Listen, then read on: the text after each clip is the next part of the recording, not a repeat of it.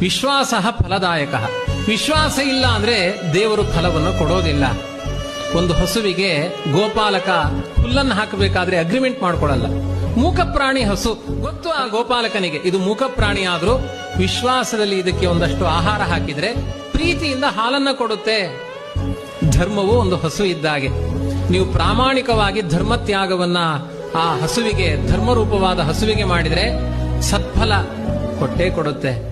ಇವನು ಹಾಕಿದ್ದೇನು ಗೋಪಾಲಕ, ಬಾಳೆಹಣ್ಣು ಇವನು ತಿಂತಾನೆ, ಸಿಪ್ಪೆ ಸೂಲಿ ಹಸುವಿಗೆ ಹಾಕ್ತಾನೆ, ಅಕ್ಕಿ ಎಲ್ಲ ತಾನಿಟ್ಕೊಳ್ತಾನೆ, ಹುಲ್ಲನ್ನ ನೆಲ್ಲನ್ನ ಮಾತ್ರ ಹಸುವಿಗೆ ಹಾಕ್ತಾನೆ. ನಮಗೆ ಏನು ಬೇಡ, ಅಕ್ಕಿ ತೊಳೆದ ನೀರು ಹಸುವಿಗೆ, ಮೃಷ್ಟಾನ್ನ ಭೋಜನ ನಮಗೆ.